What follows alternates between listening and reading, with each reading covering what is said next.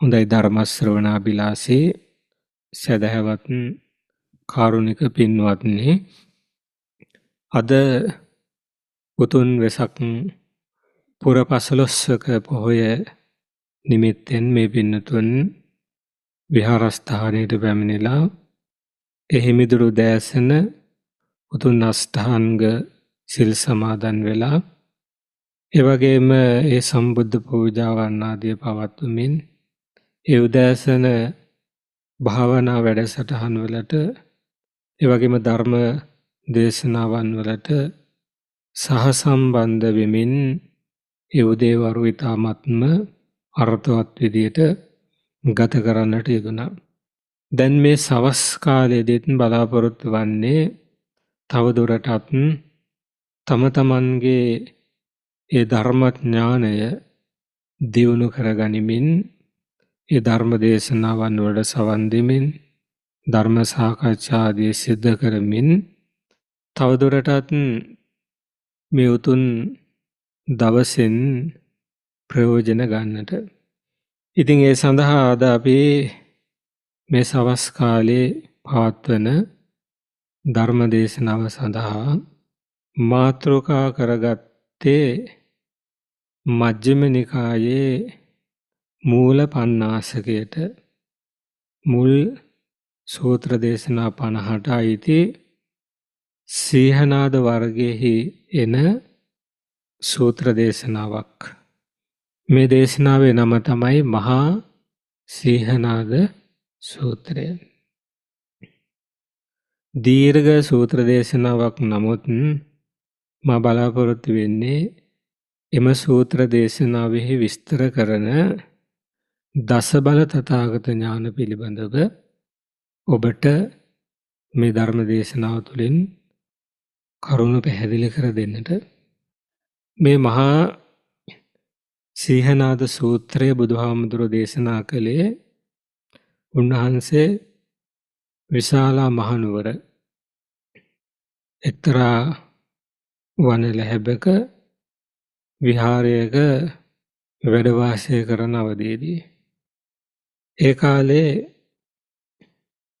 විශාලා මහනුවර හිටපු ලිච්ඡවි පුත්‍රයෙක් වෙච්ච සුනක්කත්ථ කියන මේ තරුණයා බුදුරජාණන් වහන්සේ ළඟ ඇවිල්ලා පැවිදි භාවයට පත් වෙනවා. ඔය සුනක්කත්ථ හාමුදුරුවෝ මුල් කරගෙන තමයි බුදුහාමුදුරුවෝ මේ මහා සීහනාද සූත්‍ර දේශනාව දේශනා කරන්නේ. සුනක්කත්ථ හාමුදුරුවෝත් කාලයක් බුදුහාමුදුරුවන්ට අපෝපස්ථාන කරමින් පවා හිටියා. ඒ කියන්නේ බුදුහාමුදුරුවන්ගේ උපස්ථායකයෙකු විදියට කටයුතු කළා.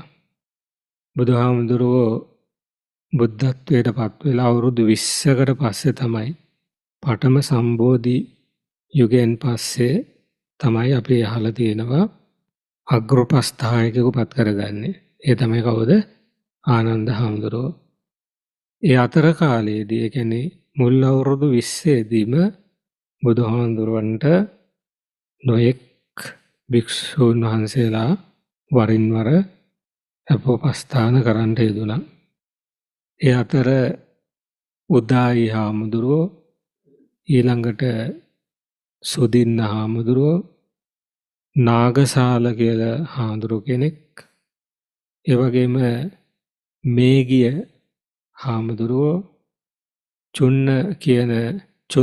චුන්ද කියන සාමණේරයන් වහන්සේ සාගත කියලා හාමුදුරුවෝ කෙනෙක් ඔය ආදී නොයෙක් භික්ෂුන් වහන්සේලා බුදුහාමුදුරුවන්ට වරින් වර උපස්ථාන කළා.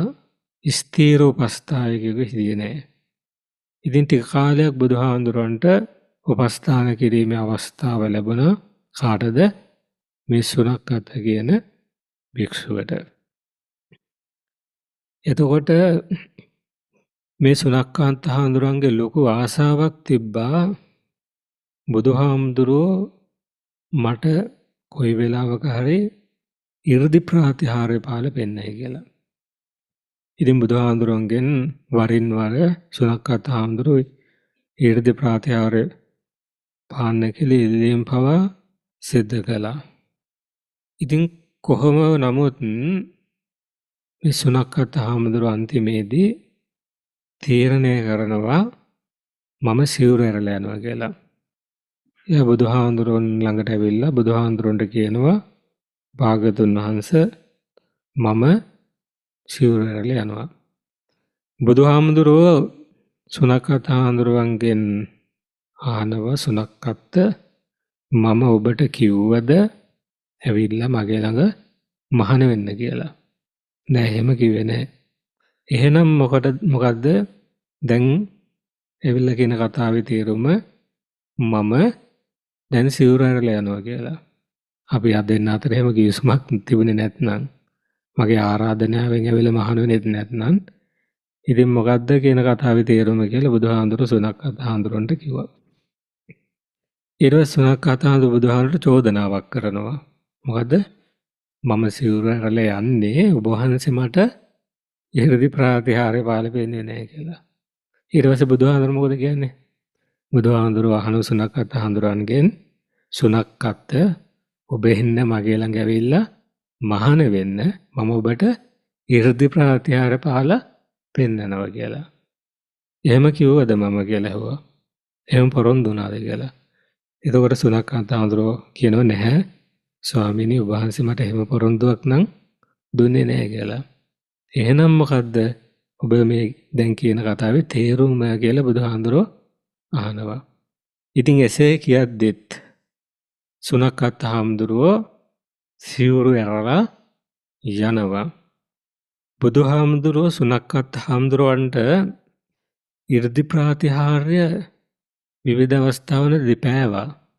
හැබැයි සුනක්කත් හාමුදුරුවන්ට මේ බුදුහාමුදුරුවන්ගේ උත්තරී මනුෂ්‍ය ධර්ම තේරුම් ගන්න ඥානයක් තිබෙන්නේ නැහැ. එක දවසක් දීඝනිකායේ පාතික සූත්‍රයේදී සඳහන් කරනවා බුදුහාමුදුරුවෝ දැන් සුනක්කත් හාමුදුරුවෝ බුදුහාමුදුරුවන්ගේ පාසිවුරුත් අරගෙන පසුපස්සේ දැන් උපස්ථායක විදියට වැඩම කරනවා.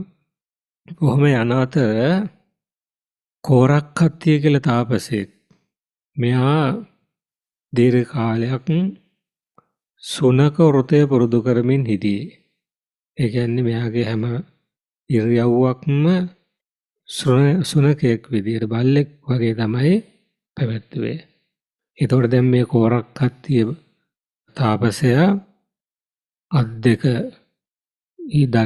ධනේසයි බිම ගාගෙන දැන් පාරේ ඇවිදගෙන යනවා සුනකයෙක් වගේ බල්ලෙක් වගේ. ඉතින් මේක දැකපු සුනක්කත් හාමුදුරුවන්ට හිතෙනවා මේක නම් මහා දුෂ්කර ක්‍රියාවක්. සාමාන්‍යයෙන් එසේ මෙසේ ලෙහෙසි කෙනෙකුට මේ වගේ සීලයක් මේ වගේ වෘතයක් පුරන්න බෑ. මහා පුරුෂයෙක් වෙන්න ඕන. ඒකාන්තයෙන්ම මේ නම් රහතන් වහන්සේ නමක් වෙන්න ඕන කියලා සුනක්කත් හාමුදුරුවන්ට හිතෙනවා. එතකොට ඔන්න ওই වෙලාවේ බුදුහාමුදුරුවෝ තමන් වහන්සේගේ හිතින් සුනක්කත් හාමුදුරුවන්ගේ හිත දැක්කා. සුනක්කත් හාමුදුරුවන්ට මෙන්න මෙහෙම සිතුවිල්ලක් අදහසක් පහළ වුණානේ කියලා. බුදුහාමුදුරුවෝ මොකද කළේ? බුදුහාමුදුරුවෝ පිටිපස්සේ හැරිලා සුනක්කත් හාමුදුරුවෝ දිහා බලලා සුනක්කත් හාමුදුරුවන්ගෙන් අහනවා සුනක්කත් ඔබත් හිතනවද මේ කෝරක්කත්තිය රහතන් වහන්සේ කෙනෙක් කියලා?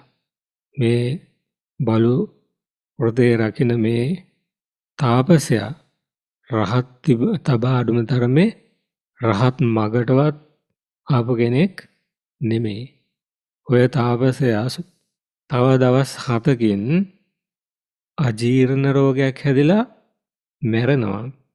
මැරිලා ගිහිල්ලා මේ ප්‍රදේශයේ තියෙනවා ප්‍රසිද්ධ සුසාන භූමියක් කීරණත්තම්බක කියලා. ඔය සුසාන භූමිය තමයි මේ තාපසයාගේ මල සිරුර ගෙනහිල්ලා දාන්නේ. ඔබට සුනක්කත් සැකයක් තිබෙනවා නම් ගිහිල්ලා ඔය යමු සොහනට ඔය තවුසගේ මල සිරුර ළඟට ගිහිල්ලා අහන්න තාපසතුමනි ඔබතුමා දැන් මැරිලා ගිහිල්ලා කොහේද උපන්නේ කියලා. එතකොට ඔය මලකඳ නැගිටලා වැලි ආදිය පිසදාලා නැගී ඉඳලා ප්‍රකාශ කරයි මම සියලුම අසුරයන්ට නිහින කාලකංජරී කියන අසුරනිකායේ උත්පත්ති ලැබුවා කියාගෙන ආපහු උඩුබෑ ඇතට ඇදගෙන වැටේ කියලා. එතකොට දැන් බුදුහාඳුරෝ ඔන්න ඔය වගේ මේ ටිකක් බරපතල ප්‍රකාශයක් කළේ දැන්. දැන් සුනක්කත් හාමුදුරුවෝ කල්පනා කළා මේක හොඳ පොයින්ට් එකක් බුදුහාමුදුරුවන්ගේ ශාස්ත්‍රෘත්වය අභියෝගයට ලක් කරන්න. දැන් තමන් වහන්සේ සත්‍යවාදී කෙනෙක්ය, බොරු කියන්නේ නෑය, සම්මා සම්බුද්ධය කියලානේ කියන්නේ. දැන් මේ කතාව අපි කොහොම හරි මොන විදියකින් හරි බොරු කළොත් ඕක වෙන්න දුන්නේ නැතොත් ඔය විදියට කියපු විදියටම එතකොට මොකද වෙන්නේ? මේ ශ්‍රමණයන් වහන්සේ මහා බොරුකාරයෙක් කියලා මේ කියන්න චෝදනා කරන්න පුළුවන්. ඉතින් ඒක නිසා මේකට වැඩක් කරන්න ඕන කියලා මොකද කරන්නේ? අර තාපසය හොයාගෙන එයාගේ ආරාමයට යනවා සුනක්කත් හාමුදුරුවෝ. ගිහිලා දැන් එයත් එක්ක සාකච්ඡාවක් කරනවා. දැන් ඔන්න ශ්‍රමණ බවත් ගෞතමයෝ ප්‍රකාශ කළා ඔබ දවස් 7කින් ලෙඩ වෙලා මැරෙනවා. අජීර්ණ රෝගයක් ඇදලා මැරිලා මෙන්න මේ විදියට ආවල් සුසාන භූමියේ භූමදාන ඒ මලමිනිය ගිහිලා දානවා. අසුර ලෝකයේ අසුරෙක් වෙලා උපදිනවා කියලා මේ වගේ ඔබ ගැන ප්‍රකාශයක් කළා ශ්‍රමණ බවත් ගෞතමයන් වහන්සේ. දැන් මේ කතාව අපි කොහොම හරි බොරු කරන්න ඕන.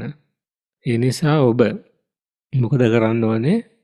දවස් 7ක් යනකම් කිසිම දෙයක් කන්න එපා. දැන් කෑවොත් අජීර්ණ රෝගයක් හැදෙන්නේ නේ. කන්නේ නැතුව මරුණත් කමක් නැහැ. එතකොට අජීර්ණ රෝගයකින් නෙවෙයි මැරිලා තියෙන්නේ. ඒතකොට ඒ බුදුහාමුදුරු බොරුකාරයෙක් වෙනවනේ. ඉතින් ඒ නිසා ආහාර පාන වලින් උපරිම පරිස්සම් වෙන්න කියලා දැන් මෙයාව ගිවිස ගත්තා තාපසයා. දැන් ගිවිසගෙන දැන් මේක ප්‍රචාරිතය වල මෙන්න මෙහෙම දෙයක් ශ්‍රමණ බවත් ගෞතම කිව්වා. දැන් බලමු කොහොමද කියලා ගෞතමයන් කතාව කියලා. දැන් ඔන්න කොහොම දින ගත වෙනවා. දවස් 4-5 ගත වුණා. 7 වෙනි දවසේ වෙනකොට මේ පෝරක්කත්ය තාපසයේගේ ගිහි කල යාළුවෙක් හිටියා. හොඳම යාළුවා. එයාට හම්බ වෙනවා හොඳ තරුණ ඌරෙක්ගේ මස්.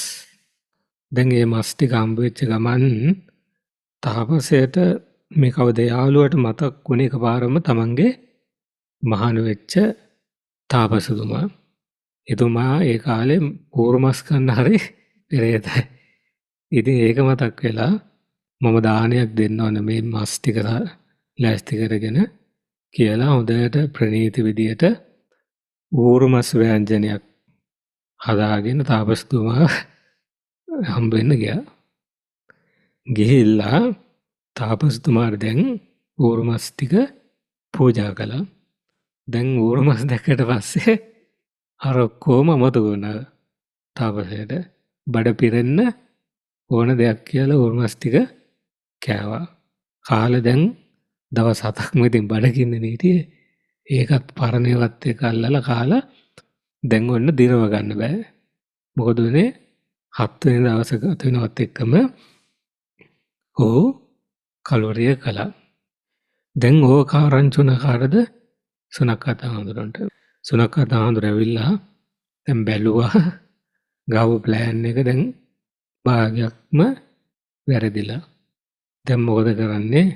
එහෙනම් අපි දැන් බුදුහාමුදුරෝ කිව්වේ මේ කෙනාගේ මල සිරුර ගෙනහිල්ලා අහවල් සුසාන භූමියේ තමයි දාන්නේ කියලානේ.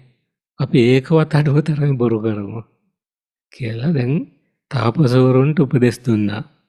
අරයාගේ ගෝලයන්ට මේ තවුසනේ මේ තාපසයාගේ සිරුර වෙන කොහේ දැම්මත් කමන්නේ කීරණත්තම්බක සුසාන භූමියට දාන්නේ නැතුව ඕන තැන ගිහිල්ලා ওই මලමිනිය දාන්න කියලා කිව්වා.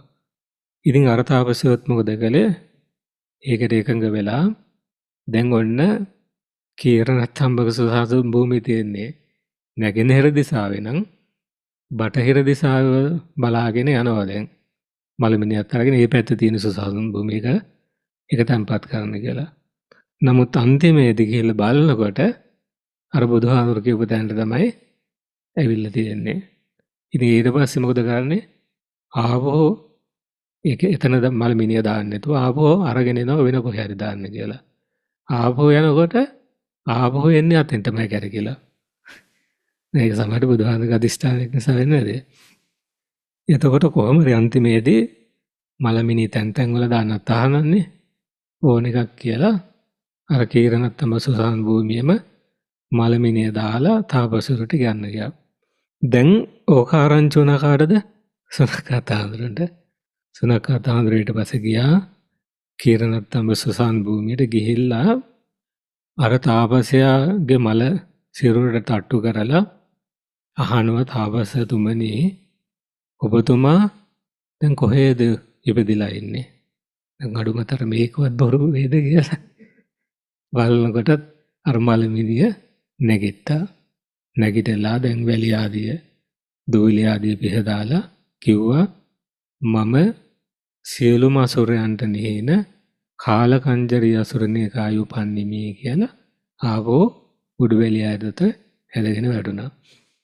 දැන් ඔන්න බුදුහාමුදුරු මොකද්ද මේ කරලා තියෙන්නේ?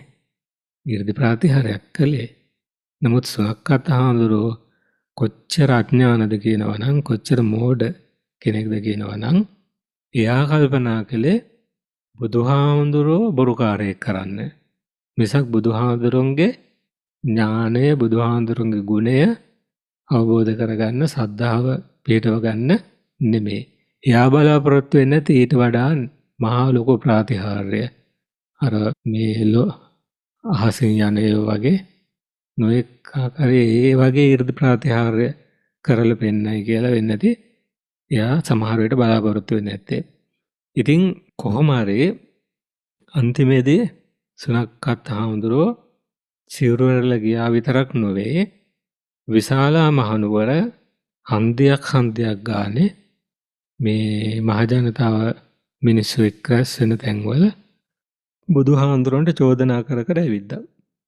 බුදුහාමුදුරන්ට කිසිම උත්තරී මනුෂ්‍ය ධර්මයක් නැහැ. විශේෂ ඥාන දර්ශනයක් නැහැ. ශ්‍රමණවත් ගෞතමයා තර්ක කරලා තර්ක ඥානයෙන් විමර්ශන බුද්ධියෙන් තමන්ට වැටහිච්ච ධමයක් දේශනා කරනවා. ඒ ධර්මය අනුගමනය කරන අයට නම් දුක කෙලවර කරන්න පුළුවන් කියලා. ඔන්න ඒ වගේ චෝදනාවක් තමයි බුදුහාමුදුරන්ට විරුද්ධ සුනක්කත් හාමුදුරුවෝ කර ගියේ. ඉතින් ඒ කතාව පිණ්ඩපාතේ වඩින සරියුත් හාමුදුරන්ට ඇහුණා. සුනක්කත් හාමුදුරුවෝ මිනිස්සුන්ට මෙහෙම බුදුහාමුදුරුවෝ ගැන දෝෂාරෝපණය කරනවා. සරියුත් හාමුදුරුවෝ බුදුහාමුදුරුවෝ වෙත පැමිණිලා බුදුහාමුදුරන්ට මේ සුනක්කත් හාමුදුරුවෝ මෙන්න මෙහෙම සිවුරවලට ගිහිල්ලා තථාගතයන් වහන්සේ පිළිබඳ මෙන්න මේ වගේ ප්‍රකාශයක් මහජනතාව හමුවේ කරමින් යනවයි කියලා බුදුහාමුදුරන්ට සැලකලා සිටියා. ඒ අවස්ථාවේ තමයි බුදුහාමුදුරුවෝ කියන්නේ සාරිපුත්ත ඔය සුනක්කත් තථාගතයන් වහන්සේගේ අගුණ කියනවයි කියලා. තථාගතයන් වහන්සේගේ ගුණයක්මයි ප්‍රකාශ කරන්නේ. මොකද්ද ගුණේ? යම්කිසි අර්ථයක් පිණිස ධර්මයේ දේශනා කළා නම් ඒ ධර්මය අනුගමනය කරන කෙනාට සියලු දුක් නැති වෙනවා කියලා කියන යම් ප්‍රකාශයක් වේ නම් ඒක සත්‍යයක්මයි. අර කිසිම උත්තරී මනුෂ්‍ය ධර්මයක් නැහැ. විශේෂ ඥාන දර්ශනයක් නැහැ කියන කතාව බුදුහාමුදුරුවෝ පිළිගත්තේ නැහැ. නමුත් අර සුනක්කත් හාමුදුරුවෝ කරපු අර ප්‍රකාශය බුදුහාමුදුරුවෝ කියනවා ඒක සත්‍යයක්. නමුත් ඔය සුනක්කත්තට බුදුහාමුදුරුවෝ කියනවා සාරිපුත්ත තථාගතයන් වහන්සේගේ උත්තරී මනුෂ්‍ය ධර්ම පිළිබඳ කිසිම ඥානයක් තිබෙන්නේ නැහැ. කිසිම හඳුනා ගැනීමක් තිබෙන්නේ නැහැ. බුදුරජාණන් වහන්සේ මේ විදියට අරහන්ය සම්මා සම්බුද්ධය විජ්ජාචරණ සම්පන්නය ඔයක නව අරහදී ගුණ ගැන කියලා බුදුහාමුදුරු කියනවා. මේ ගුණ එකක්වත් ගැන සුනක් අතර කිසිම සද්ධාාවක් තිබෙන්නේ නැහැ. අවබෝධයක් තිබෙන්නේ නැහැ. ඉතින් ওই විදිහට බුදුහාමුදුරන්ගේ චුතූපාත ඥානය ගැන කියනවා. ඊට පස්සේ පරචිත්ත විඥාන ඥානය ගැන කියනවා. ඊට දිබ්බ චක්කු ඥානය ගැන ওই ඥාන ගැන කියලා බුදුහාමුදුරු කියනවා. සුනක් අතට ඔය කිසිම ඥානයක් පිළිබඳව එහෙම වැටහීමක් තිබ්බේ නැහැ. ඉතින් එහෙම ශ්‍රද්ධාවක් නැතිකම නිසා දැන් උපපැවිදි වෙලා සිවුරු ඇරලා ගිහිල්ලා තථාගතයන් වහන්සේට මේ විදිහට නිඳා කරනවාය කියලා මෙහෙම කටයුතු කරනවාය කියලා බුදුහාමුදුරුවෝ ඒ වෙලාවේ සරියුත් හාමුදුරුවන්ට මේ මහා සීහනාද සූත්‍රය දේශනා කළා. මේ සුනක්කත් හාමුදුරුවන්ගේ මේ සිද්ධිය පදනම් කරගෙන.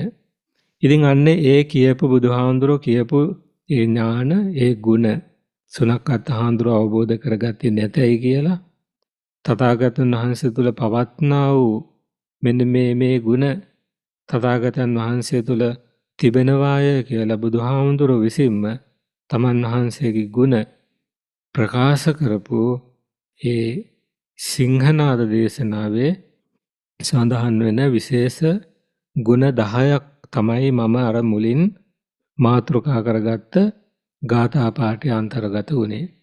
අපි දැන් බලමු ඒ ගුණ 10 මොනවද කියලා. අපි ඒ ගුණ 10ට කියනවා දස බල තථාගත ඥාන කියලා. තථාගත බල. ඒ බල පිහිටපු නිසා තමයි බුදුරජාණන් වහන්සේ මේ දෙවියන් අතරට ගිහිල්ලා බ්‍රහ්මයන් අතරට ගිහිල්ලා මාරයන් අතරට ගිහිල්ලා සමන බ්‍රාහ්මණයෝ අතරට ගිහිල්ලා ඕනෑම පිරිසක් අතරට ගිහිල්ලා බුදුහාමුදුරුවෝ ඒ පිරිස අතර නොබියව විසරදව මහේසාක්‍යව වැඩ සිටින්නේ.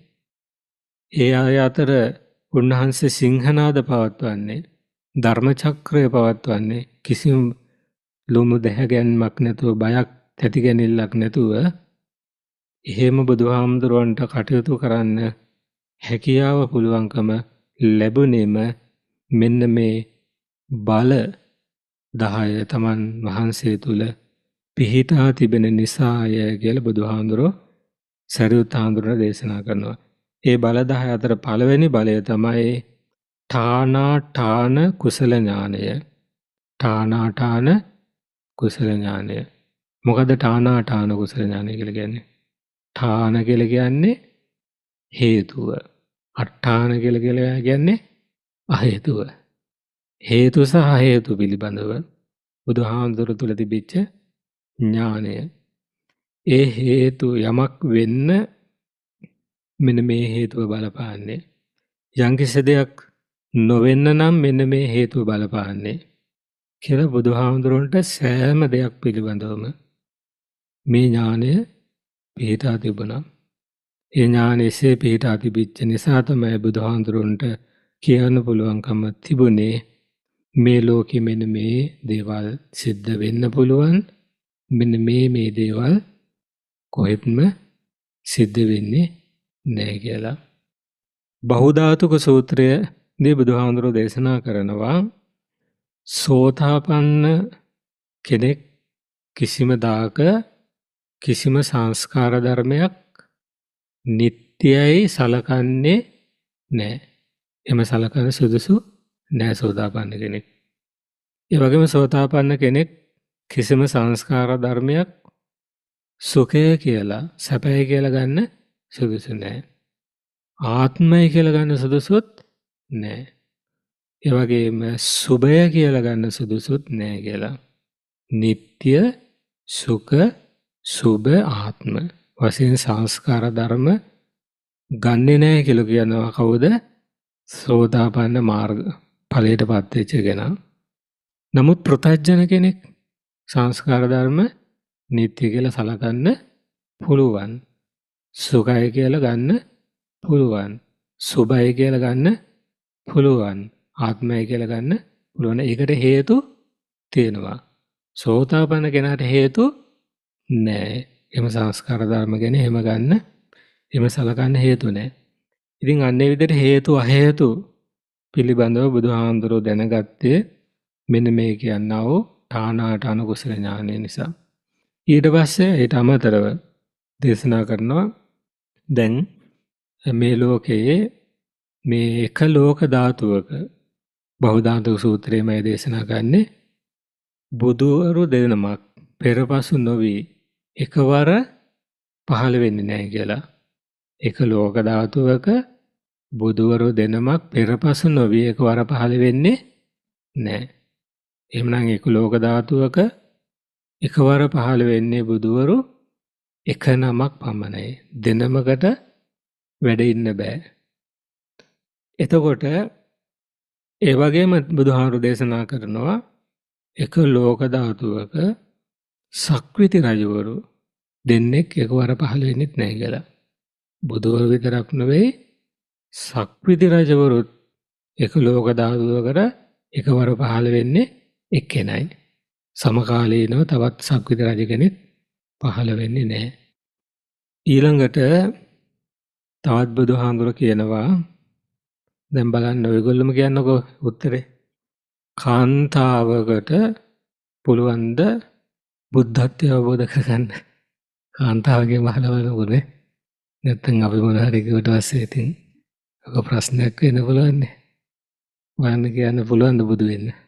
ඈ බුදු වෙන්න බෑ කියලා කියනවනේ. පුළුවන්ද? පුළුවන් පොට try කරලා බලන්න බලන්න. පුළුවන්ද කියලා. ඕනම නන්නේ බුදු වෙන්න. එතකොට බුදුහාමුදුරුවෝත් කියනවා දැන් මේගොල්ලොත් කියවනේ දැන් කමන්න ප්‍රශ්නයක් නැහැ නේද උඩනේ ඩිස්ක්‍රිමිනේෂන් වෙන්නේ නැහැ. ඉතින් මේගොල්ලන්ගේම උත්තරේ හමුුනේ. බුදුහාමුදුරුවෝත් ඒක අනුමත කරනවා. ඔයගොල්ලෝ කියව එක. බුදුහාමුදුරුවෝත් කියනවා කාන්තාවක බුද්ධත්වයට පත් වෙන කියන එක සිද්ධ වෙන ධර්මතාවයක් නෙමෙයි. පුරුෂයෙක්ම තමයි බුද්ධත්වයට පත් වෙනවා නම් පත් වෙන්නේ කියලා. එතකොට බුද්ධත්වය පැත්තකින් තියව මේ පුළුවන් ද සක්විති රජ වෙන්නවත් කාන්තාවකට? සක්විති රජ කියලා කියන්නේ මුළු ලෝකයේම තිබෙන හැම රාජ්‍යයකටම එයා තමයි නායකයා. එයාගේ අනුශාසනාව යටතේ තමයි අනිත් රටවල් වල රජවරු වැඩ කරන්නේ. ඒ කියන්නේ අනිත් සියලුම රාජ්‍ය ප්‍රාන්ත රාජ්‍ය ලෝකෙටම ඉන්නේ එක මහරජතුමයි. ඉතින් ඒ වගේ රජ කෙනෙක් එයාගේ බලයට එයාගේ අනුශාසනාවට අභිබවා ඉක්මවා කවුරුවත් යන්න හිතන්නේවත් නැහැ. බලහත්කාරයෙන් යටත් කර ගැනීමක් නෙමෙයි. අනුශාසනා කළ ධර්මයෙන් ලෝකේ පාලනය කරන ක්‍රමයක් තමයි සක්විති. දස සක්විති වත් කියලා තියෙන්නේ. එතකොට අරගොල්ලන්ට ගිහිල්ලා අනුශාසනා කරනවා. ඒ රාජ්‍යවලට ගිහිල්ලා ඒගොල්ලොත් එකඟ වෙනවා අපි ඔබතුමා අපේ ගුරුවරයා, අපේ නායකයා, අපේ ප්‍රධානී විදිහට පිළි අරගෙන ඔබතුමාගේ අනුශාසනා යටතේ රටේ පාලන කටයුතු කරන්න කැමතියි කියලා ඒ සියලු රටවල් වල රජවරු එකඟ වෙනවා. එතකොට අන්නේ විදිහට ධර්මයෙන් ලෝකය පාලනය කරන රාජ්‍ය ක්‍රමයක් තමයි සක්විති රාජ්‍ය පදවිය කියලා කියන්නේ. එයාට මේ චක්ක රත්න ආදී රත්නයන් පහළ වෙනවලු.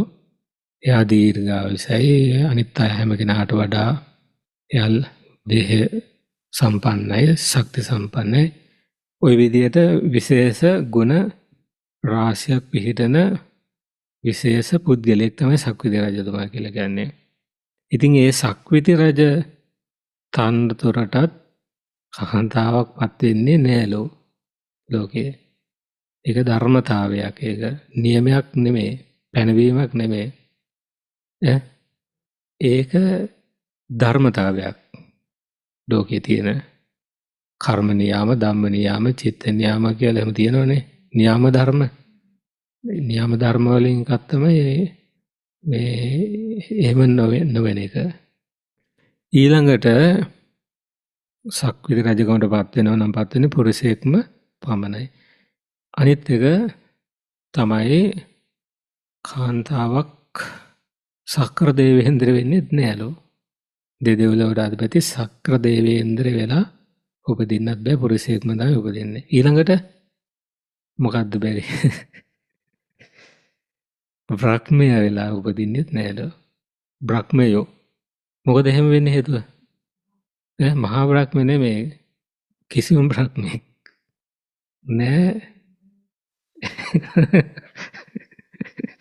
බ්‍රහ්ම ලෝකෙ උපදින්න පුළුවන්. හැබැයි එහෙ නෑ කට්ටිය. එහෙ ඉන්නේ පුරුෂයෝ විතරයි බ්‍රහ්ම ලෝකේ. ඒ කියන්නේ පුරුෂ භාව රූපේ තියෙන්නේ ඒගොල්ලන්ගේ. ඒ කියන්නේ පුරුෂයෙකුගේ ලක්ෂණ තමයි පෙන්වන්න කරන්නේ යාගේ ශරීරේ. නැත්නම් බ්‍රහ්මයන්ගේ ස්ත්‍රී පුරුෂ කියලා විශේෂ බෙදීමක් නැහැ. නමුත් ඒගොල්ලෝ පුරුෂ කියන ගණයට තමයි යන්නේ. මොකද ඒගොල්ලන්ගේ මේ භාව රූප වේදල් තිබෙන්නේ පුරුෂ භාව රූප.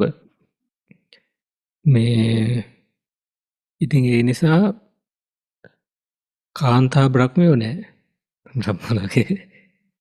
ඒකයි මේ බ්‍රහ්මත්වයේ කරන්නේ නැහැ කියලා කියන්නේ. බ්‍රහ්මෙත් වෙන්න බෑ කියලා කියන්නේ. නේද? කාන්තාවකට ධානය පුරුදු කරලා වඩලා බ්‍රහ්ම ලෝකයට යන්න බෑ කියන අදහසක් නෙමෙයි. බ්‍රහ්ම ලෝකයට යන්න පුළුවන්. නමුත් එහි උත්පත්ති ලැබනකොට උපදින්නේ පුරුෂාත්මක භාවය ලැබලා.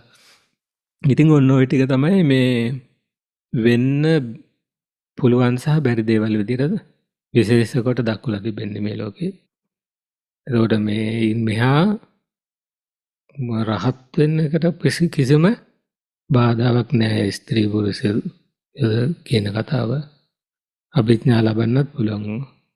අග්‍ර ශ්‍රාවක තනතුර ලබන්නත් පුළුවන් නේ. භික්ෂුණීන් අතර අග්‍ර ශ්‍රාවක ඔක්කොම හිටිනා සුමා ශ්‍රාවිකව. ඉතින් ඒ විදිහට මේ එහෙම ප්‍රශ්නයක් නැහැ.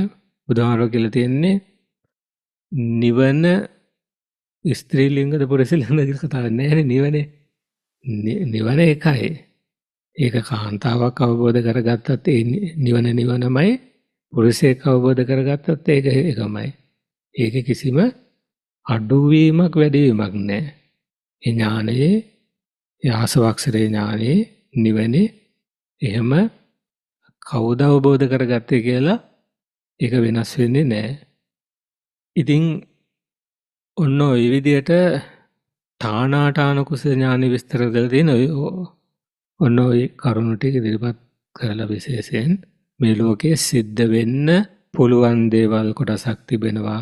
කවදාවත් සිද්ධ වෙන්නේ නැති දේවල් ටිකක් තියෙනවා.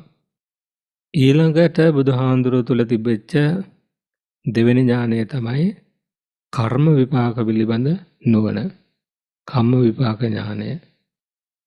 කර්ම විපාක දෙන ආකාරය පිළිබඳ අපි අහලා තියෙනවනේ නේ. නොඑක් ප්‍රභේද තියෙනවනේ. කර්ම විපාක දෙන්නේ ඉදිරිපත් වෙන ආකාරය අනුව කර්ම තියෙනවා. විපාක දෙන කාලය අනුව කර්මය බෙදලා තියෙනවා. ඊළඟට විපාක දෙන පිළිවෙල අනුව කර්මය බෙදලා තිබෙනවා. දැන් මොනවද? ගරුක කර්ම, ආසන්න කර්ම, ආචින්න කර්ම, කටත්තා කර්ම කියලානේ. විපාක දෙන ඉදිරිපත් වෙන පිළිවෙල අනුව ඉස්සෙල්ලාම ඉදිරිපත් වෙන කර්මය තමයි ගරුක කර්ම. ගරුක කර්ම තියෙන කොටස් දෙකක්. මොනවද? ගරුක කුසල සහ ගරුක අකුසල. අකුසල පක්ෂයේ කර්ම 5යි. කුසල පක්ෂයේ කර්ම කීයද? කුසල පක්ෂයේ ගරු කර්ම කීයද? 8යි. රූපාවචර ධාන 4යි, අරූපාවචර ධාන 4යි. ඒක තමයි කුසල පක්ෂයේ ගරු කර්ම. ඒවා උපදවාගෙන නොපිරිහි යමෙක් කලුරිය කරයි නම් එයා ඒකාන්තයෙන්ම කොහෙද උපදින්නේ? ඊට අදාළ බ්‍රහ්ම ලෝකේ. මනුෂ්‍ය ලෝකේ උපදින්නේ නැහැ, දිව්‍ය ලෝකෙ උපදින්නේ නැහැ. ධානලාභියෙක් නොපිරිහි කලුරිය කළොත් බ්‍රහ්ම ලෝකේ තමයි උපදින්නේ. එතකොට අකුසල ගරු කර්ම නම් අපි දන්නවනේ නේ. මව මෙරීම, පියා මෙරීම, රහතුන් මැරීම, බුදුන් ගැනගේ එළියසැලවීම, ඊළඟට අන්තිම එක සංඝ වේදය. ඔය පහන් එකක් හරි කරලා තිබෙනවා නම් එයාට ඉදිරිපත් වෙන්නේ මැරෙනකොට එම කර්මයයි අනිත් ඔක්කොම කර්ම යටපත් වෙනවා. ඒ ගරුක කර්ම නැත්නම් ඊට පස්සේ ඉස්සරහට එන එක්කෙනා තමයි කවුද? ආසන්න කර්මය එක. මොකද ආසන්න කර්මය කියලා කියන්නේ? ඔව්. මරණාසන්න කාලේ කරපු කියපු දේවල්. ඊළඟට ආචින්න කර්ම කියලා කියනවා. ආචින්න කර්ම කියලා කියන්නේ පුරුද්දක් විදියට, චාරිත්‍රාක් විදියට, සිරිතක් විදියට කාලයක් තිස්සේ කරගෙන එන දේවල්. හොඳ හරි නරක හරිනේ. හොඳ දේවල් වෙන්න පුළුවන්. දන් සිල් භාවනා ආදී පින්කම් කටයුතු වෙන්නත් පුළුවන්. නැත්නම් සුරාපානය, කාමයට දැසිරීම ආදී අකුසල කර්ම, ප්‍රාණඝාත ආදී අකුසල කර්ම නිරන්තරයෙන්ම කරගෙන එන චරිතයක් වෙන්න පුළුවන්. ඉතින් එතකොට ওই විදිහට ගරුක කර්ම, ආසන්න කර්ම, ආචින්න කර්ම ওই තුන තමයි. තව එකක් තියෙනවා කටත්තා කර්ම කියලා. ඒක විපාක දෙන්න යන උත්පත්තියක් සකස් කළ දෙන යාට ශක්තියක් නැහැ. ඒවා ප්‍රවෘත්ති විපාකයක් ලබා දෙන්න බෑ.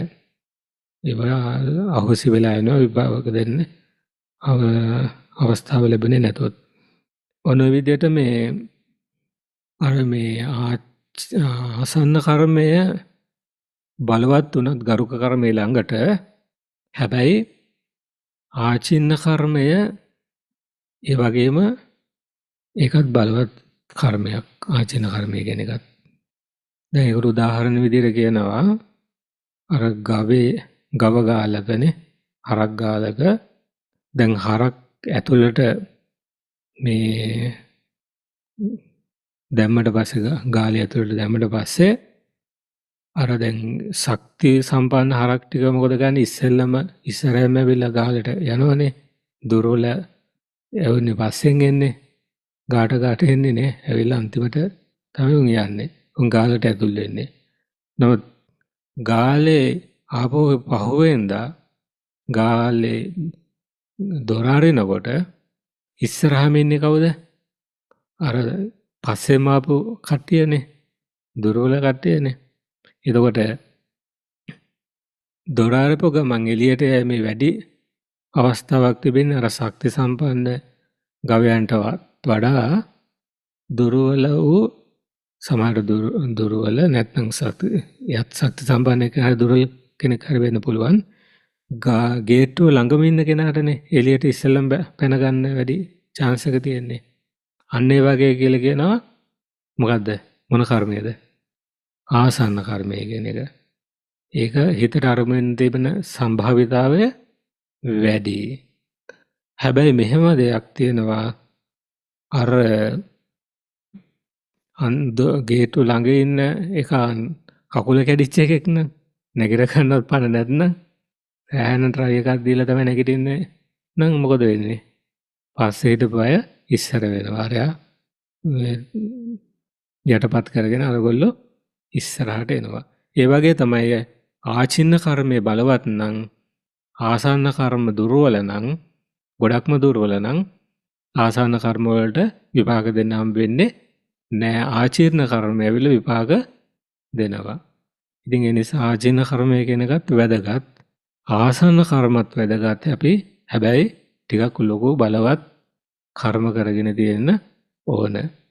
එහෙම වුණොත් අපි කරපු සියලු අනිත් ගරුක කර්ම හැරුණු අනිකුත් සියලුම පාප කර්මය පවා යටපත් කරලා අපිට පුළුවන් අඩුම තරමේ සුගතියකවත් උපදින්න. කරපු අර කොම පෙර කාලේ කරපු ඔක්කොම අපරාධ, පාප කර්ම, අකුසල කර්ම ඒ ඔක්කොම යට කරලා දාන්න පුළුවන් අන්තිම කාලේ හරි හොඳ බල සම්පන්න පින්දහම් කරගෙන ජීවත් වෙනවා. ඉතින් ඒ chance එකක් තියෙන හැම. ඒක chance එකක් නෙනේ. කොච්චර නරක කරපු කෙනෙක් වුණත්, උනතරම් මිනි මරපු, කුඩු බිස්නස් කරපු, ආරක්කු පෙරපුනේ පව කරපු කෙනෙක් වුණත් අන්තිම මේ මාස දෙක තුනේ අර ඔක්කොම වැරදි ටික අතහැරලා ඒ මිනිස්සයා හොඳ බල සම්පන්න පින්දහම් කරගත්තොත් එයා දිව්‍ය ලෝකේ උපදින්න තිබෙන මනුෂ්‍ය ලෝක උපදින්න තිබෙන සම්භාවිතාව වඩා වැඩි. මොකද ආසන්න කර්මය බලවත් නිසා. අර ආචින්න කර්ම ඔක්කොම යට කරගෙන ආසන්න කර්මය ඉදිරිපත් වෙනවා. ඉතින් අන්න ඒ විදිහට මේ කර්ම විපාක දෙන්න ඉදිරිපත් වෙන පිළිවෙල. ඊට පස්සේ බුදුහාමුදුරුවෝ දේශනා කළ තිබෙනවා මේ කාලය අනුව කර්මය කොටස් තුනකට බෙදලා දෙන මොකද්ද? දිට්ඨ ධම්ම වේදනීය, උපපජ්ජ වේදිනේ, අපරාපර වේදිනේ කියලා. මෙලොව විපාක දෙන කොටසක් තියෙනවා. දිට්ඨ ධම්ම වේදිනේ කියලා කියන්නේ අපි කරන ලොකු කර්ම බල සම්පන්න කර්ම වලින් කුසල හෝ වේවා අකුසල හෝ වේවා සුළු කොටසක් ලක්ෂයකට එකක් වගේ මේ සුළු ප්‍රමාණයක් ඒ කර්ම ශක්තියෙන් මෙලොව වශයෙන් විපාක දීමක් තියෙනවා. ඊට පස්සේ උපපජ්ජ වේදනීය ඊළඟ ආත්මේ කොටසක් විපාක දෙනවා. ඊළඟට අපරාපර වේදනීය ඒ කර්ම ශක්තිය කියන එක තියෙන තාක්කල් ඉඩ ලැබිච්ච අවස්ථාවවලදී විපාක දෙනවා.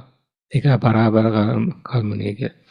ඉතින් අන්නේ විදිහට කර්මය කොටස් තුනකට කාල අනුව බෙදලා තිබෙනවා.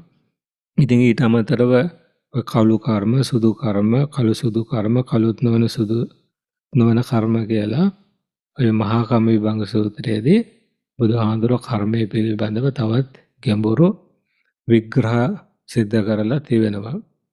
එතකොට නිබ්බේධික සූත්‍රයේදී බුදුහාඳුරෝ 6 ආකාරයකට කර්මය පිළිබඳව විස්තර කරලා තිබෙනවා. මොකද්ද කර්මය කියලා කියන්නේ? කර්මයට හේතුව මොකද්ද? කර්ම නිරෝධය මොකද්ද? කර්ම ඉතිබින විවිධත්වය මොකද්ද? කර්ම නිරුද්ධ කරන ප්‍රතිපදාව මොකද්ද කියලා ඔන්න ඔය විදිහට නොඑක් ආකාරයෙන් බුදුහාමුදුරුවන්ට මේ කර්ම විභාගය සිද්ධ කරන්න පුළුවන්කම ලැබෙන්නේ කුමක් නිසාද? උන්වහන්සේ තුල තිබිච්ච කර්ම විපාක දන්නා මේ තථාගත බලය නිසා. එතකොට ඒ තමයි දෙවෙනි තථාගත බලය. ඊට පස්සේ තුන්වෙනි එක මොකද්ද? සබ්බත් ගාමිනී පටිපදා ඥානය. සබ්බත් ගාමිනී පටිපදා ඥානය හැමතැන ගමන් කරන්න ආකාරය පිළිබඳව දන්නා වූ නුවණ සත්වයන්. කොහෙද අපි ගමන් කරන්නේ? අපි නිරයට යනවා. තිරිසන් ලෝකේ උපදිනවා. පෙරේත ලෝකේ උපදිනවා. මනුෂ්‍ය ලෝකේ අපි උපදිනවා. ඊට පස්සේ දිව්‍ය ලෝකවල උපදිනවා. ඒතකොට බ්‍රහ්ම ලෝකත් බුදුහාඳුරෝ එතෙන් දේශනා කළ තිබෙන දීර්ඝායුෂ්ක දෙවිවරු විදිහට බ්‍රහ්මිය පිළිබඳව දේශනා කළේ. බ්‍රහ්මවත් ආයිද වෙන්නේ දිව්‍ය ගණයටම තමයි ඒගොල්ලන්ට කියනවා දීර්ඝායුෂ්ක දෙවිවරු කියලා.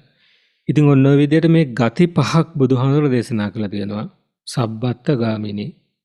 එතකොට නිරය, තිරිසන් ලෝකය, පෙරේත ලෝකය, මනුෂ්‍ය ලෝකය, දිව්‍ය ලෝකය මේ හැම තැනටම යන ප්‍රතිපදාව බුදුහාඳුරෝ තමයි හරියටම දන්න කෙනා, දැකපු කෙනෙක් දිහා බලලා බුදුහාමුදුරට කියන්න පුළුවන් මෙයා මේ ඉරියව් පවත්වන විදියට නම් මෙයා මේ කාය කර්ම, වචී කර්ම, මනෝ කර්ම පුරුදු කරන ආකාරයට නම් මැරිලා ගිහිල්ලා කොහෙද උපදින්නේ? ඒකාන්තයෙන්ම නිරයේ උපදින්නේ කියලා. දැන් දේවදත්ත හඳුරවගේ අය දිහා බලලා බුදුහාමුදුරු කිව්වනේ නේ. මෙයා මැරිලා ගිහිල්ලා ඒකාන්තයෙන්ම නිරේ උපදිනවා කියලා. ඉතින් අරයා ගැන කිව්වේනේ කවුද? කොරකතිය ගැන. කොරකතිය ගිහිල්ලා අසුර නිකායේ අහවල් අසුරය වෙලා මේ අහවල් මේ අසුර නිකායේ තියෙන පල්ලෙහාම අසුර කොට්ටාසය තමයි උපදින්නේ කියලා බුදුහාමුදුරන්ට ඒ පුද්ගලයා දිහා බලපු ගමන් එහෙම කියන්න පුළුවන්කම තිබුණා. ඉතින් ඒ විදිහට කෙනෙක් දිහා බලලා මෙයා මැරිලා ගිහිල්ලා ගැරන්ඩියෙක් වෙලා තමයි උපදින්නේ, ඌරෙක් වෙලා තමයි, බල්ලෙක් වෙලා තමයි උපදින්නේ කියලා බුදුහාමුදුරන්ට කීමේ හැකියාව තිබ්බා. දැන් අර මොකද බලු වෘතයේ ගෝත්‍රයේ සේනිය පොන්න දෙන්නනේ. බුදුහාඳුර ඒගොල්ලෝ දිහා බලලා කිව්වා මැරිලා ගිහලා කොහෙද උපදින්නේ? බල්ලෙක් වෙලා උපදින්නේ මෙයා. මෙයා ගවයෙක් වෙලා උපදින්නේ කියලා කියන්න පුළුවන් වුණා. නමුත් එසේ නොවෙන්න එහෙම නියම වෙලා තිබුණත් එහෙම කර්ම සකස් වෙලා තිබුණත් බුදුහාඳුර ඒගොල්ලෝ එහෙම කිව්වට පස්සේ ඒගොල්ලෝ ඒක තේරුම් අරගෙන ඒ වෘත අතහැරලා පැවිදි වෙලා අන්තිමේදී මොකද උනේ? රහත් වුණා. රහත් භාවයටපත් වෙන්න පුළුවන්කම ලැබුණා. අර අජාසත්ත ගැන දිහා බලලා බුදුහාඳුර කිව්වා තාත්තා දැන් බුදුහාඳුරන්ගෙන් බණ අහුවනේ අන්තිමට ඇවිල්ලා අජාසත්ත රජතුමා නිින්දයක් නැතිව බය වෙලානේ සස්රාතුරු ළඟටම ගිහිල්ලා කාගෙන්වත් මානසික රෝගයට සහනයක් ලැබුණේ නැහැ. දැන් බය වෙනවා හැමදාම රැට තාත්තා මරපු එක නිසා මේ ඒක දිට්ඨ ධම්ම වේදිනිය විපාකයක් විදියට හැමදාම රජතුමා මහා දරුණු හීන දැක බය වෙලා නිතරම හැරෙනවා. නිින්දයක් නැහැ. ඔය රෝගයට ප්‍රතිකාර කළා හරියේ නැහැ. එක ශාස්ත්‍රවරු පස්සේ ගියා. ශාස්ත්‍රවරු වෙතම ගියා. ඒගොල්ලන්ගෙන් බණ ටිකක් අහලා හරි මානසික ප්‍රතිකාරයක් හරි ගන්න පුළුවන් කියලා මනෝ චිකිත්සාවක් කරගන්න කියලා. නමුත් ඒකත් හරියන්නේ නැහැ. අන්තිමේදී වෙන choice එකක් නැතුණාට පස්සේ බුදුහාඳුර හොයාගෙන යන්න උනා. ඒ කැමති කෙනෙක් කිව්වට පස්සේ අපි බුදුහාඳුර ළඟට යමු. උන්වහන්සේට ඔකට පිළියමක් තිබේ කියලා උන්වහන්සේ ළඟ. අන්තිමේදී රජතුමා ඉතින් බුදුහාඳුරට විරුද්ධව කටයුතු කරපු කෙනෙක්. අජාසත් රජතුමා කියන්නේ දේවදත්ත හරොත් එක්ක එකතු වෙලා බුදුහාඳුර මරන්න දුනු ආයෝ පවා දුන්නනේ. රාපෝප ඇතා පවා දුන්නේ අජාසත් රජතුමාගේ අනුග්‍රහයෙන්නේ බුදුහාමුදුරුවෝ මරන්න කියලා. නමුත් අන්තිමේදී බුදුහාමුදුරුවන්ගේම සරණ හොයාගෙන අජාසත්තට යන්න උනා. ගිහිල්ලා බුදුහාමුදුරුවන්ගෙන් බණ ඇහුවා. බුදුහාමුදුරුවෝ අජාසත් රජතුමා සාමාන්‍ය ඵල සූත්‍රය දේශනා කළා. දීර්ඝ සූත්‍රයක් දීඝනිකායේ තියෙන. ඒ දේශනාව අහලා අජාසත් රජතුමා පැහැදිලා තෙරුවන් සරණ ගිහිල්ලා උපාසකෙක් ලෙස පිළිගන්නා කියලා බුදුහාමුදුරුවෝ ළඟ වැඳ වැටිලා උපාසකත්වයක් ලබාගෙන නැගිටලා ගියා. බුදුහාමුදුරුවෝ මොකද කිව්වේ භික්ෂුන් වහන්සේලාට? අර යන අජාසත් රජතුමා පෙන්නල බුදුහාමුදුරුවෝ කියනවා මහණෙනි ඔය අජාසත් තාත්තා මරලා හිටියේ නැත්නම් ඔය ආසනෙන් නැගිටින්නේ සෝතාපන්න ආර්ය ශ්‍රාවකයෙක් විදිහට කියනවා. ඉතින් අන්නේ විදිහට බුදුහාමුදුරුවෝ ඒ පුද්ගලයන් පිළිබඳව දැන් එයා මැරිලා ගිහිල්ලා ඊට පස්සේ අපායේනේ උපදින්නේ අනිවාර්යයෙන්ම ඒ පංචානන්තරය කර්ම කරගත්ත නිසා. ඉතින් අන්නේ විදිහට මේ බුදුහාඳුරන්ට කෙනෙක් දිහා බලපු ගමන්ම කියන්න පුළුවන් එයාගේ ඉරණම මොකද්ද කියලා. එයා කොයි වගේ තත්වයකට පත් වෙන්න යන කෙනෙක්ද කියලා. මැරිච්ච අය ගැන විතරක් නෙවෙයි ජීවත් වෙලා ඉන්න ගැනත් කියන්න පුළුවන්. මැරිච්ච අය ගැන නම් එයා කොයි දිව්‍ය ලෝකෙද උපන්නේ අපායේදී උපන්නේ කියලා ඒ විදිහට බුදුහාඳුරන්ට දැකලා කියන්න පුළුවන්කම තිබුණා. දැන් මේ ඥාණයෙන් කියන්නේ සබ්බත්තගාමිනී පටිපදා ඥාණයෙන් කියලා කියන්නේ ඔන්න ඔය විදිහට කෙනෙක් දිහා බලවලා බුදුහාඳුරන්ට ඔහු පිළිබඳව එහෙම කියන්න පුළුවන් හැකියාව. දැන් ඒක මහා සේනාද සූත්‍රයෙන් විස්තර කරනවා. දැන් තිරිසන් කෙනෙක් වන්න බුදුහාරෝ දැකලා කියනවා මෙයා මැරිලා ගිහිල්ලා උපදින්නේ නිරේ එක්ක මහා නිරේ එක්ක ඔසුපත් නිරේ ලෝකුඹ නිරයවල කියලා ඒ විදිහට බුදුහාමුදුරන්ට ප්‍රකාශ කරන්න පුළුවන්කම තිබුණා. ඒක හරියට බුදුහාමුදුරුවෝ කියනවා ඇස් ඇති පුරුෂයෙක් කාන්තාරයක් හරහා කාන්තාර මාර්ගයක සාපිපාසාවෙන් පෙළෙන මිනිසෙකු යනවා දිහා බලලා දැකලා දුරදීම දැකලා කල්පනා කරනවා මේ මිනිස්සයා ඔය පාර දිගේ කොහොම ගියොත් අන්තිමේදී ඔය පාර කෙළවර තියෙනවා මහා ගිනි අඟුරු වලක්. ඔය ගිනි අඟුරු වලට වැටිලා ඔය මිනිස්සයා පිච්චෙනවා දැවෙනවා. මහා දුකකට පත් වෙනවා. ඉතින් ඒ වගේ අර මිනිස්සේ පාර දිගේ ගිහිල්ලා යන්නේ ජලය හොයාගෙන සාපිපාසාව දුරු කරගන්න හොයා ජලය ආහාර සොයාගෙන තමයි මේ මිනිස්සු යන්නේ පාර දිගේ. නමුත් අන්තිමේදී ගිහිල්ලා වැටෙන්නේ කොහෙද? ගිනි අඟුරු වලක. අන්න ඒ වගේ බුදුහාඳුර කියනවා තමන් වහන්සේත් දකිනවා කියලා මේ ලෝක ඇතන් සත්‍යෝ වැඩ කරන කටයුතු කරන ආකාරය අනුව එයයි මැරිලා ගිහිල්ලා නිරේ තමයි උපදින්නේ කියලා. ඒ වගේම පසු කාලයේදී බුදුහාඳුරෝ දකිනවා ඒ මිනිස්සු මැරිලා ගිහිල්ලා නිරේ උත්පත්ති ලැබලා සිටින ආකාරය. ඉතින් අන්න ඒ විදිහට බුදුහාඳුර උපමා වශයෙන් දේශනා කරනවා. තිරිසන් ලෝකේ හරියට බුදුහාඳුර කියනවා අසූචි පිරිච්ච වලක් වගේ කියලා. අර සාපිපාසාවෙන් තව මිනිසෙක් පාර දිගේ යනකොට ඒ පාර කෙලවර වෙන්නේ අසූචි වලකින්. ඒ වලේ වැටිලා ඒ මිනිසයා මහා දුකකට පත් වෙනවා. ඒ වගේ කියන බුදුහාඳුර තිරිසන් ලෝකය කියන එක. එතෙන්ද පෙරේත ලෝකය කියන එක බුදුහාඳුර උපමා කරන්නේ එහෙන් මෙහෙන් ඔය කොළ අතු දෙක තුනක් තියෙන මේ රුක්ෂයකට. පෙරේත ලෝකයේ යම්කිසි කෙනෙක් බුදුනොත් ওই පුංචි පොඩි සැපයක් කියලා දෙයක් තියෙන්න පුළුවන්. නමුත් ඒක සැලකිල්ලටවත් ගන්න පුළුවන් තරම් සැපයක් නෙමෙයි. අර කාන්තාරයේ දිගේ ඇවිදගෙන යන මිනිස්යාට යන්තම් අතුපතර තියෙන කොළ එකක් දෙකක් තියෙන ගහක් හම්බ වෙලා ඒ මිනිස්සයා මොකද කරන්නේ? අර ගහේ යට හාන්සි වෙලා ගිමන් හරිනවා. අන්න ඒ වගේ කියන බුදුහාඳුරෝ පෙරේත ලෝකය කියන එක. ඊළඟට මනුෂ්‍ය ලෝකය.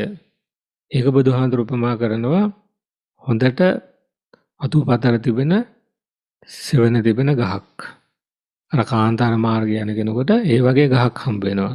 දැන් මොකද කරන්නේ? එයා අර ගහය ළඟ වැටිලා මේ ගිමන් හරිමින් වාසය කරනවා. අන්න ඒ වගේ කියනවා මේ මනුෂ්‍ය ලෝකෙ උපදින එකත් හොඳට අතුපතර තිබෙන ගහක් යටට ආවා වගේ කියනවා. සාපිපාසාවෙන් පීඩිත ජලය හොයාගෙන යන මිනිසෙක්.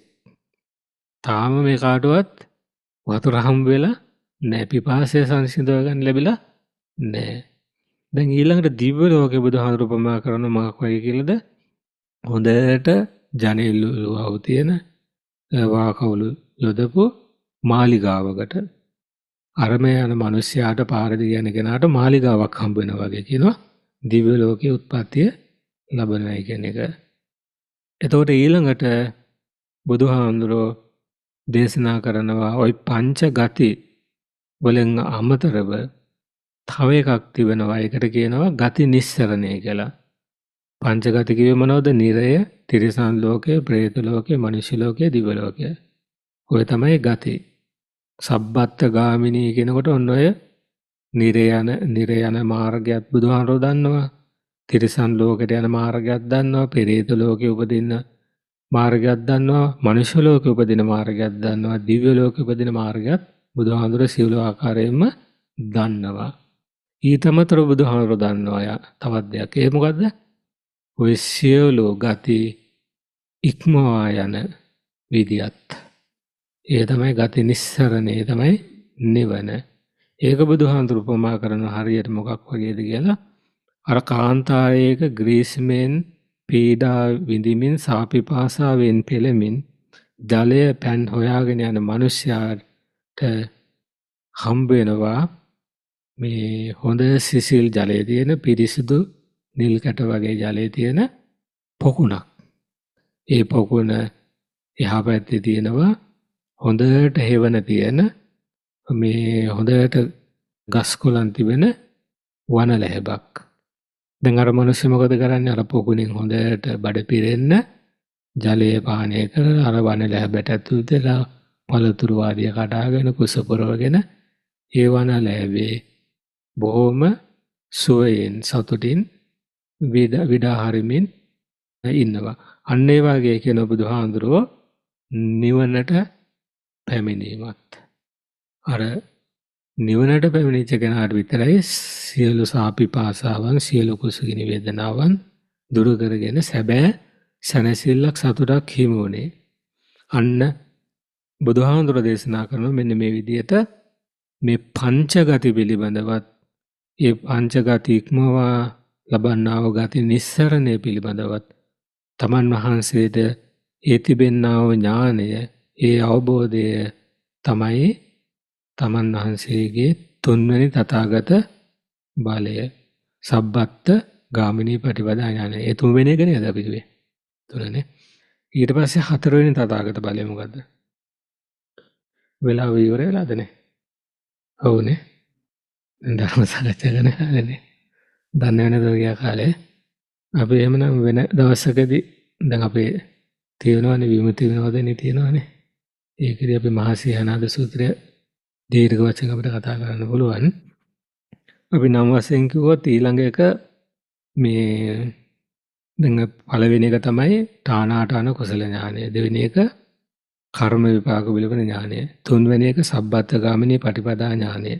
හතරවෙනි එක අනේක ධාතු නානා ධාතු ලෝක ඥානය. පස්වෙනි එක නානාද්දි මුක්තික ඥානය. හයවෙනි එක ඉන්ද්‍රිය පරෝපරයත්ති ඥානය. ඊට පස්සේ පූර්වේ නිවාසානුස්සති ඥානය, දිබ්බ චක්ඛු ඥානය, ආසවක්ඛය ඥානය.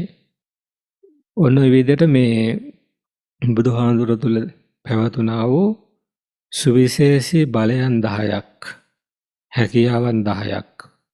මේවා සමහරක් රහතන් වහන්සේලා වගේ අයටත් තිබෙනවා. නමුත් බුදුහාඳුරන්ට තිබෙන්න තරම් බල සම්පන්න වේ ඥාන ශ්‍රාවකයන්ට පිහිටලා නැහැ. උදාහරණ විදිහට ගත්තොත් අපි කියමුකෝ පූර්ව නිවාසනුසති ඥානය. දැන් රහතන් වහන්සේ පෙර ජීවිත දකින්න පුළුවන් හිත දියුණු කරගත්ත අභිඥා ලැබපු තාපසයන්ට බව. නමුත් ඒගොල්ලන්ගේ උපරිම සීමාව තමයි කල්ප 40000ක් කියනවා. කල්ප 40000 තමයි උපරිම යන්න පුළුවන් ඒගොල්ලන්ට බුද්ධ ශාසනය. රහතන් වහන්සේලාට පුළුවන් මේ කල්ප ලක්ෂයක් වගේ කාලයක්. කල්ප ලක්ෂයක්. අරගොල්ලන්ට කල්ප 40යි තාපසවරුන්ට. රහතන් වහන්සේලා කල්ප ලක්ෂයයි. මේ ඊට පස්සේ අග්‍ර ශ්‍රාවකයන් වහන්සේලා ගැන කියනවා සරියුත් මොගලන් දෙනවා වගේ කට්ටියට කල්ප අසංඛ්‍ය කුත් කල්ප ලක්ෂයක්. කල්පේ අසංඛ්‍යකුත් තවත් කල්ප ලක්ෂයක් පුළුවන්ලු අග්‍ර ශ්‍රාවකයන් වහන්සේලාට. ඊට පස්සේ පසේ බුදුවරුන්ට පුළුවන් කල්ප 2 අසංඛ්‍ය දෙකකුයි තවත් කල්ප ලක්ෂයකුයි. බුදුරජාණන් වහන්සේට සීමාවක් නැහැ. බුදුරජාණන් වහන්සේට පෙර ජීවිතේ දකින්න පුළුවන් හැකියාවේ සීමාවක් නැහැ. අනේ විදිහට ඒ ඥානවල පවා තියෙනවා මේ එක එක පුද්ගලයන්ට සීමා තිබෙනවා. බුදුහාමුදුරුවන්ට ඔය කිසිම ඥානයක සීමාවල් නැහැ. ආසවක්ඛය ඥානය පමණක් හැබැයි හැමෝටම පොදුයි. කෙලස් නැති කිරීම පිළිබඳ ඥානය මේ ඒ නුවණ බුදුහාමුදුරන්ටයි රහතන් වහන්සේට පස්සේ බුදුරන්ට කියලා කිසිම වෙනසක් නැහැ. නමුත් ඒ පිළිබඳ අර්ථ ධර්ම නිරුක්ති පටිභාන වශයෙන් වැටහීම වෙනස් වෙන්න පුළුවන්. ඒ ඥානෙ ප්‍රකාශ කිරීමේ හැකියාව, දේශනා කිරීමේ විස්තර කිරීමේ හැකියාව ඒව වෙනස් වෙන්න පුළුවන් එක එක රහතන් වහන්සේලාට අනුව.